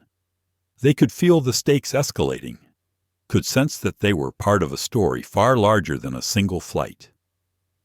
Janet hesitated, then disappeared behind the curtain. Moments later, the captain himself stepped into the cabin. Captain Reeves was a tall man with graying hair and a steady voice, the kind cultivated through years of responsibility in turbulent skies. His presence shifted the atmosphere instantly. "Mr. Carter, Dr. Carter," he began, his tone formal but respectful. "I've been briefed on the situation. I understand there have been serious concerns about the treatment you received. I want to assure you this is being taken seriously." Ethan's gaze locked on the captain. "Being taken seriously is not enough. You need to understand the gravity. My wife was denied dignity in front of dozens of witnesses. She was threatened with removal for asking for respect. And the world outside this cabin is already watching. I hold the technology contracts that keep your airline in the sky. If this is not corrected right now, there will be consequences you cannot imagine." A hush fell over the cabin. The passengers held their breath, waiting. Elena's phone captured every word, her audience surging past 300,000. Captain Reeves shifted, the weight of responsibility heavy on his shoulders. He looked at Liana, his eyes meeting hers. "Dr. Carter, I want to personally apologize for what you've endured tonight. No passenger should ever feel unwelcome on my aircraft." Liana inclined her head slightly, her voice calm. "An apology is a start, but apologies without accountability are empty. What will change because of this?" Her question hung in the air, piercing and undeniable. Ethan leaned in again, his words delivered like a verdict. "Here is my ultimatum. Before this plane leaves the ground, your headquarters must agree to 3 things. 1. The immediate suspension of every crew member involved. 2. A public apology issued to my wife by your CEO. And 3. A commitment to structural reform in how this airline trains and holds its employees accountable. If these conditions are not met, I end every contract Carter Systems holds with United Atlantic, effective immediately." The captain inhaled sharply. "Mr. Carter, those demands are unprecedented." Ethan's voice was low, precise. "So is the situation. You have 60 seconds to call headquarters. I will not repeat myself." The cabin vibrated with tension. Passengers exchanged glances. Whispers rippled through the rows. Alan Price scribbled in his notebook, his voice quiet but audible. "This is the pivotal moment. The demand for systemic accountability, delivered under public witness, with institutional leverage behind it. This is history being written in real time. Sophie Lynn's phone continued recording. She spoke to no one in particular, her voice steady. They have no choice. If they resist, the airline collapses. If they comply, the system changes. This is what leverage looks like. Elena's viewers exploded in the chat. This is unreal. The ultimatum. Hold the line. Captain Reeves looked at Ethan, then at Liana. He nodded once, firmly. Very well. I'll make the call. He stepped into the galley, pulling a secure phone from his pocket. His low voice carried faintly through the curtain, urgent and direct. The passengers leaned forward, straining to catch fragments. Yes. Carter Systems. Ultimatum. Immediate suspension. CEO response required. The moment stretched long, heavy with anticipation. Liana felt her heart pound, each beat echoing in her ears. She squeezed Ethan's hand beneath the tray table, steadying herself. She had not chosen this path, but she knew now that there was no turning back. At last, the captain re-emerged. His face was grave, but there was a flicker of resolution in his eyes. He stood tall in the aisle and spoke clearly for all to hear. Headquarters has confirmed. The crew members involved are suspended effective immediately. A public apology will be issued by our CEO within the hour, and the airline will be announcing new accountability measures before this flight lands. The cabin erupted. Gasps, murmurs, even a smattering of applause. Phones lifted higher, recording every word. Elena's viewers surged past 500,000, the comments flooding with celebration and disbelief. Rachel appeared at the edge of the curtain, her face pale, her eyes wide. Janet stood behind her, stiff and silent. They both knew it was over. The authority they had wielded had crumbled in front of the very passengers they had once commanded. Ethan leaned back in his seat, his hand still covering Liana's. There it is, he whispered. The turning point. Liana felt the tremor in her chest ease, replaced by a steady calm. She looked at the captain and spoke softly but firmly. Thank you. But remember this. What matters most is not the apology, but the change that follows. The captain nodded solemnly. Understood. The cabin settled into a new kind of silence, not one of fear or uncertainty, but of awe. They had all witnessed the balance of power shift, not just within the cabin, but across an entire industry. What began with a plastic cup had become a battle for dignity, fought and won at 35,000 feet. By the time United Atlantic Airways Flight 762 leveled out at cruising altitude, the story had already escaped the cabin and spread across the globe. The passengers could feel it happening in real time. Phones buzzed with notifications, social media feeds refreshed with clips from the live stream, and strangers everywhere were suddenly witnesses to the confrontation that had unfolded in first class. Elena Torres stared at her phone, hardly believing what she was seeing. Her live stream had crossed 1 million viewers. The chat rolled by in waves, voices from around the world demanding justice, calling for accountability, and sharing the story under a growing list of hashtags. Justice. In the Sky had climbed to the top of trending lists. Dignity. Denied was not far behind. Elena whispered into her microphone. It's global now. Everyone is talking about it. Liana sat quietly, her posture composed, though her heart beat heavily in her chest. She had spoken with calmness, but inside she felt the tremors of what had been unleashed. She looked at Ethan, who remained steady at her side, his expression both protective and resolute. He had seen stories like this unfold in markets and industries, but never before with their lives at the center. Alan Price leaned back with his notebook in hand, his voice thoughtful. We have just witnessed an extraordinary shift. Individual resistance became collective witness. Collective witness became systemic accountability.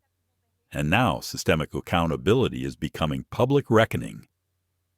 His words carried like a lecture delivered to an unseen classroom, but the truth of them settled into the minds of everyone listening. Sophie Lynn checked her phone. She had received dozens of messages from colleagues already. Screenshots of her recording were being shared by legal networks across the country. She looked up, her voice calm but certain. This will not stay contained to one airline. The precedent has been set. Discriminatory behavior, once hidden in silence, is now being recorded, amplified, and judged in real time. Every carrier will be forced to respond. Mark Harris, the analyst, had his laptop open again, and the numbers on his screen made him shake his head in disbelief. It's happening faster than I expected. United Atlantic stock is down 12% in after-hours trading. Analysts are already issuing warnings. If this continues, it could drop 25% by morning. He looked at Ethan with wide eyes. You didn't just change a flight. You've shaken the foundation of the airline industry. The businessman across the aisle spoke softly, almost to himself. I never thought I'd see anything like this. A conversation on a plane changing the course of a company. His tone carried awe, as though he knew he would tell this story for years. Behind Liana, the young woman leaned forward, her voice steady. It's about time. People have been treated unfairly for too long. Now they have to answer for it. Her partner nodded, and others in the cabin murmured in agreement. Solidarity was no longer whispered.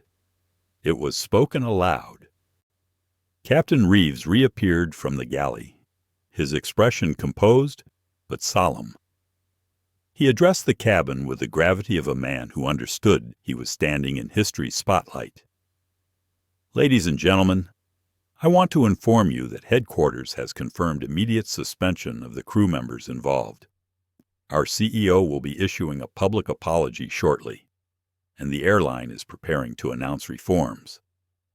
I ask for your patience and cooperation as we continue this flight. The announcement was met with a ripple of applause, scattered but heartfelt. Some passengers clapped softly. Others raised their phones higher, capturing the words. Elena whispered into her stream, "You heard it. Suspensions confirmed. Apology on the way. This is real." Rachel and Janet had not returned to the cabin. They remained in the galley, their absence a silent acknowledgment of defeat. The replacement attendant moved nervously down the aisle, offering water and checking seat belts, but her hands shook as she worked. The passengers watched her with sympathy, understanding she was caught in a storm larger than her. Liana's gaze stayed fixed on the window for a long time. She saw the endless dark of the night sky, the faint shimmer of stars above the wing. She thought about how many people had endured humiliation like hers with no audience, no witnesses, no power to shift the balance. She thought of how many stories remained untold, buried in silence. A lump formed in her throat, but she steadied her breath. Tonight was different. Tonight, silence had broken. Ethan leaned closer, his voice low. They'll try to manage the damage, but they can't undo what's been set in motion. This is bigger than one airline now. She nodded faintly, her eyes still on the stars. I know, but I can't stop thinking about everyone who never had this chance. Everyone who was silenced before the cameras. His hand closed over hers, warm and steady. That's why we fight now. Not just for us. For them. Back on the ground. News outlets scrambled. Clips from Elena's livestream dominated headlines. Anchors described the events as a watershed moment for the airline industry. Legal analysts speculated on lawsuits. Financial reporters detailed the plummeting stock prices. And activists framed it as a symbol of systemic injustice. The story was no longer confined to first class on Flight 762. It was now a matter of public conscience. Sophie leaned forward again, her voice calm but cutting. You understand what happens next. Class action suits, investigations, shareholder pressure. The Department of Transportation will have no choice but to get involved. They'll be forced to address systemic discrimination in the industry. Alan nodded gravely. And history will remember that it began here, in this cabin, with a woman who refused to be invisible. Elena's phone buzzed with notifications. A news anchor wanted to interview her as soon as she landed. Influencers were sharing her stream. Activist groups were using the hashtags she had started. She whispered to her viewers, her voice unsteady with emotion. I never thought I'd be part of something like this, but I'm glad I hit record. I'm glad the world saw. The businessman leaned across the aisle, speaking directly to Liana. You didn't just stand up for yourself tonight. You stood up for all of us. Thank you. His words carried sincerity, and the cabin hummed with soft agreement. Liana looked at him, her expression gentle but resolute. I didn't do it alone. You all stood with me. That's what made the difference. The engines roared steadily, carrying them westward through the night. But inside, the cabin was no longer a place of quiet isolation. It was a stage on which history had been written. A vessel carrying not just passengers, but the weight of accountability. As the minutes passed, Ethan's phone buzzed with a new notification. He glanced at the screen and showed it to his wife. It was a headline from a major outlet CEO of United Atlantic Airways to issue public apology after viral flight incident. Liana read the words and exhaled slowly. She felt no triumph, no celebration, only the deep awareness of responsibility. An apology is only the beginning, she murmured. Ethan nodded. Yes, but it's a beginning they can't take back. The passengers settled into their seats, some whispering quietly, others simply reflecting on what they had witnessed. The cabin lights dimmed, but no one could sleep. They all knew they had been part of something extraordinary, something that would ripple outward for years to come. The cabin was quiet now, but it was not the heavy silence of intimidation anymore. It was the stillness that followed a storm, the kind of pause when passengers reflected on the fact that they had been part of something they would never forget. Doctor, Liana Carter rested her head lightly against the seat, the glow of the window reflecting against her face. Outside, the sky stretched endlessly, stars scattered across the dark expanse, and beneath them, the curve of the earth passed silently by. She felt the hum of the engines in her bones, a reminder that despite the turbulence inside the cabin, the flight itself continued forward. Ethan sat beside her, his posture steady, his presence grounding. He had delivered the ultimatum and held his ground, but it was her voice, her calm refusal to be invisible, that had truly shifted the course of events. He looked at her with quiet admiration, knowing she had carried herself with more dignity than any contract or technology could enforce. Passengers still whispered softly among themselves. The businessman across the aisle typed on his laptop, already drafting a statement for his colleagues. The young couple leaned against one another, speaking in hushed tones about how they would tell their families what they had witnessed. Elena Torres continued whispering into her phone, her live stream still live, her audience growing past 2 million. Alan Price jotted notes, as though preparing the first draft of a case study that future students would analyze. Sophie Lynn sat upright, her phone buzzing with messages from fellow lawyers who were already discussing strategy. And Mark Harris stared at his financial screens, shaking his head at the free-falling numbers that proved how quickly the world could change. But amid all the activity, Liana found herself drifting inward. Her thoughts carried her back to moments long before this flight.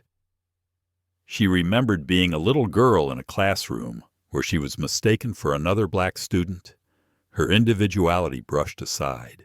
She remembered her first residency, when a colleague had doubted her credentials and asked whose assistant she was.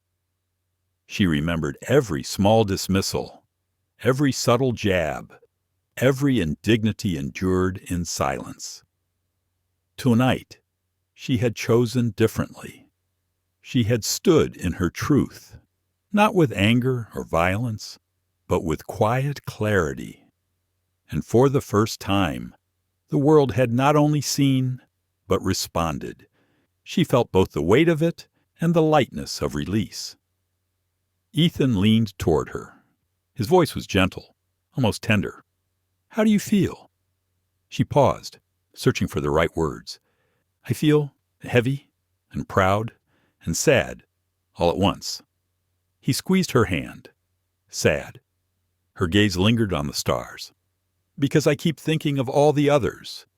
People who went through this same humiliation and had no witnesses, no live stream, no one to hold the system accountable. We were heard tonight because of power and cameras. But what about those without either?" Her words stilled him.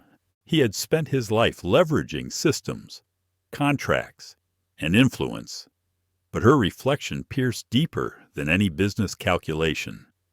He looked at her, realizing again the depth of her strength. "You're right," he said softly. "That's why this can't end with an apology. It has to spark change." Liana nodded. "True change. Not just for me, for everyone." The cabin lights dimmed further, and a hush fell over the passengers as if they too were reflecting. Elena ended her stream at last, her voice breaking slightly as she signed off. "You've seen it all, and you know the truth. Keep sharing. Keep demanding accountability." She set her phone down, her eyes glistening with unshed tears. The hours passed slowly as the plane crossed the country. Some passengers drifted into uneasy sleep, but many remained awake, their minds replaying the night's events. When the captain's voice finally returned over the intercom, it was steady but grave. "Ladies and gentlemen, we have received confirmation that United Atlantic Airways will be issuing a formal public apology within the next hour. The CEO has also committed to announcing sweeping reforms, including new training programs and accountability measures. On behalf of this flight, I thank you for your patience. And to Dr. Carter and Mr. Carter, I extend my deepest respect." The words carried through the cabin with weight. Passengers looked toward Liana, some nodding, some smiling faintly. She did not bow her head or lift her chin. She simply sat as she always had, calm, dignified, steady. Ethan whispered again, "You've changed everything." She shook her head gently. "No, we all did. Everyone who spoke up, everyone who recorded, everyone who refused to look away. Change never belongs to one person. It belongs to all who demand it." As the plane began its descent toward Los Angeles, the first glimmers of dawn touched the horizon. A pale light crept into the cabin, brushing against the tired faces of passengers who had stayed awake all night. The new day felt symbolic, a reminder that after darkness, there was always the possibility of light. Liana closed her eyes briefly, breathing deeply. She thought of her patients again, of children waking in hospital beds, of families clinging to hope. She thought of how fragile life was, how dignity mattered just as much as survival. And she promised herself silently that she would carry this fight forward, not just for her, not just for Ethan, but for every nameless traveler who had endured the quiet violence of being told they did not belong. When the plane touched down and the wheels screeched against the runway, a ripple of relief spread through the cabin. Passengers sat up straighter, gathering their belongings, but no one forgot what had unfolded. They knew they had been part of something historic, something that would be told and retold. As the seatbelt sign chimed off, the businessman leaned across the aisle once more. "Dr. Carter, thank you. You didn't just protect your dignity tonight. You reminded all of us what it means to stand." She met his gaze, her eyes steady. "I only did what was necessary. The rest is up to all of us." The young woman behind added softly, "We'll remember. We'll tell people. It won't be forgotten." Ethan stood and reached for their bags, his movements deliberate, his shoulders squared. He knew their lives would never return to what they had been before this flight. He knew this story would follow them, shape them, and define their legacy. But he also knew it was worth it. As they walked toward the exit, phones still pointed their way. Liana felt no shame in the attention. She felt the weight of responsibility. Yes, but also a quiet pride. She had not chosen this fight, but she had chosen not to be erased. At the cabin door, Captain Reeves stood waiting, his hat tucked under his arm. He bowed his head slightly as they passed. "Dr. Carter, Mr. Carter, thank you. You reminded all of us what leadership looks like." Liana inclined her head in return. Leadership belongs to those who serve with dignity. With that, she stepped off the plane into the dawn light of Los Angeles. Cameras waited, journalists waited, and the world waited. She did not know what the next hours would bring, but she knew she would meet them with the same calm strength she had carried through the night. And in her heart, she whispered a promise to all those unseen voices who had once been silenced. This time, the world had listened, and it would never forget. As the plane touched down, one truth was undeniable. Dignity is not a luxury. It is a right. Dr. Liana Carter's calm strength reminded the world that even in the confined space of an aircraft cabin, the fight for equality and respect carries immeasurable weight. Ethan Carter's ultimatum revealed how systems built on power can and must be held accountable. But beyond the contracts, the markets, and the headlines, what remains is the human heart. The look of solidarity among strangers, the whispered affirmations from fellow passengers, the collective refusal to let injustice stand. These are the moments that tell us who we are. We cannot undo the pain of those silenced before this story, but we can honor them by ensuring it is never ignored again. Let us carry forward the lesson that justice begins with one voice, amplified by many, and dignity must be defended wherever it is denied. If this story moved you, don't let it end here. Like, share, and subscribe to our channel, so you'll be with us for the next journey where voices rise, truth is heard, and stories remind us of the love, respect, and courage that define our shared humanity.